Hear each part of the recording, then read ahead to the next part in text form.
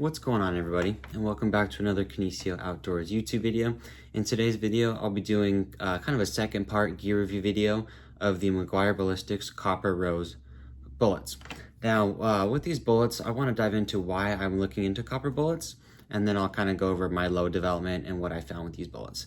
So I'm from Central California, and there's a mandate, I think it was around 2012, I can't remember, that basically required everybody to stop using lead ammunition for hunting. What that meant was that we were all limited to Barnes TSX or TTSX bullets.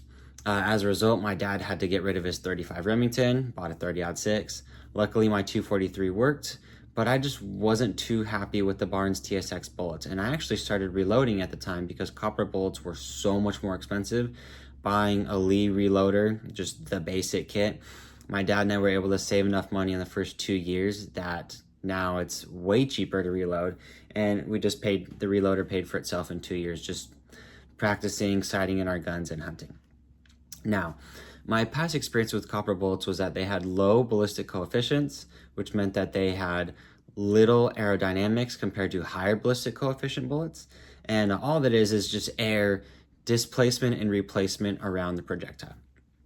I also had little to no blood trails, and I was really frustrated with that. Although I liked that the bullets held together, so I'll give two quick examples. I Texas heart shot a deer, only shot I had. I was pretty young, not proud of that. Went through the femur, busted the femoral artery, and the bullet never exited, which is fine. It was a 243, 35 yards away, I think, through some thick brush, and zero blood. Deer ran 30 yards, tipped over backwards, did the curly shuffle, it was done. So no blood. I was pretty disappointed because the femoral artery should be pumping out blood.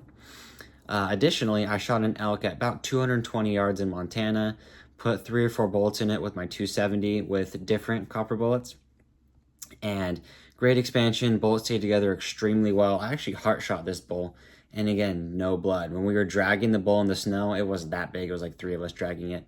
There was still minimal blood, and I was just really frustrated because I would like a blood trail. I have red-green color deficiency, and that's just a really big problem for me to not have a lot of blood to follow. So, through research, I actually found the McGuire Ballistics Copper Rose bullets. And these bullets, patented, I believe. They have 2 different ones. They have a hollow point, which is a nice, just nasty, big hole in the front of it. You know that one's going to open up. And then they have their traditional copper rose bullet, which is a cavity behind the enclosed all copper tip. And that one expands quite a bit. And from what I can tell through the forum that Sam McGuire started, it looks like people get really good blood trails with these bullets. They also have incredibly high ballistic coefficients, over 130, 150 higher than other copper bullets. So, unfortunately with these bullets, there's no ammunition, which is fine because I have the ability to reload. When I went back to California this winter break, I spent quite a few hours reloading, and after messaging different people on Instagram, some NRL shooters, I actually messaged Sam directly.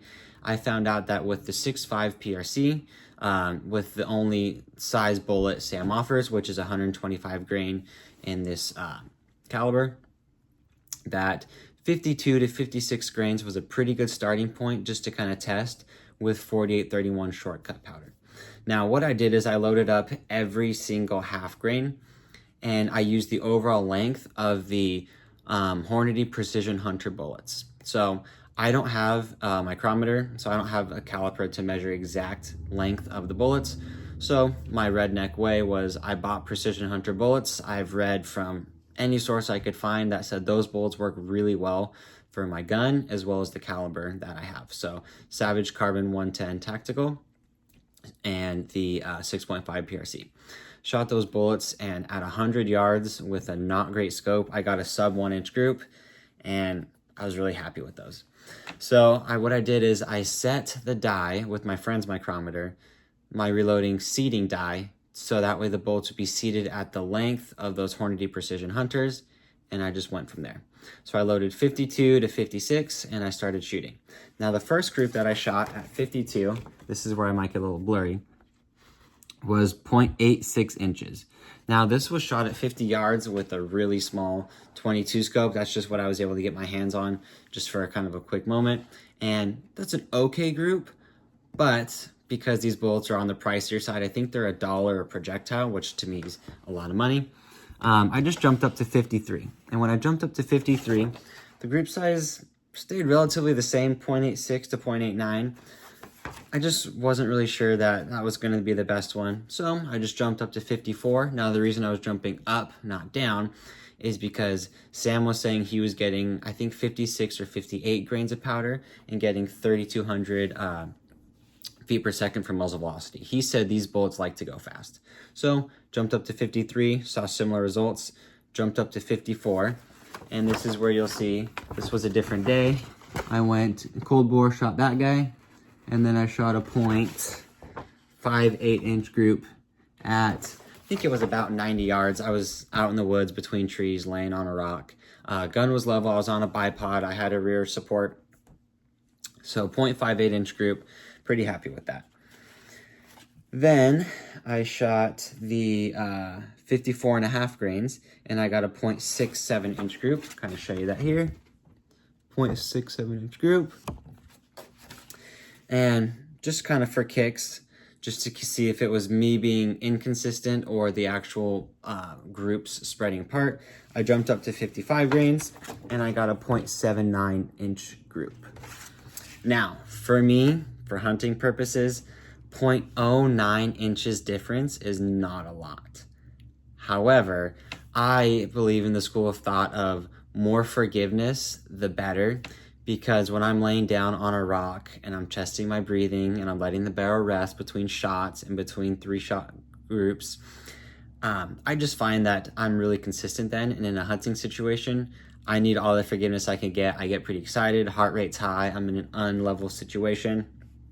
I just wanted the most precision possible. So I went ahead and loaded up 20 rounds of 54 grains, and that's what I'm gonna go with. I was not able to get muzzle velocity. The chronograph I was using was tracking things appropriately. It started at 2,700 for 53, and then for 54, it went down to 1,500 feet per second.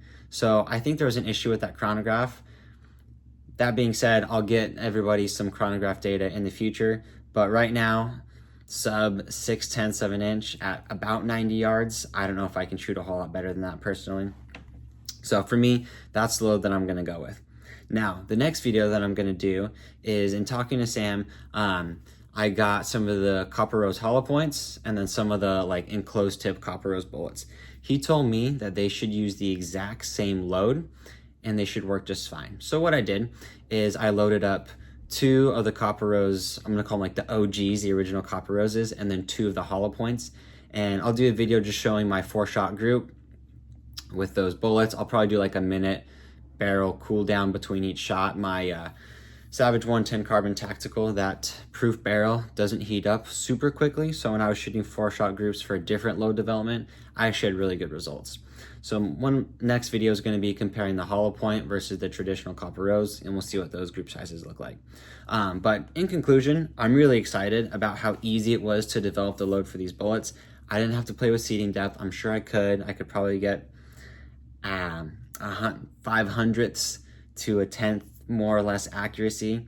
I don't know if I can shoot better than that, and for hunting purposes, I'd like to keep my shots under 500. So if I'm looking at half MOA at 500 yards, that's 2.5 inches. Yeah, that's a big difference, but I also would rather just not shoot 500 yards and just get closer. That's kind of my MO. I like to get closer. I like to practice far, be able to shoot far, but actually hunt much closer. Again, these bullets were really easy to develop a load for. The easiest I've used out of any copper bullets, and just to kind of summarize, we've used the Barn TSX, the Barnes TTSX, the Nosler E-tips, and the Hornady GMX bullets, which you see that this box is unopened. It shows you that those were just not the best bullets for me for load development. These were super easy. I recommend these bullets if you're in the market for a non-lead bullet. I haven't used these on animals yet. There will be some more videos coming on that as I'm successful. But load development for these, 2 thumbs up, super easy from a guy that doesn't do much reloading.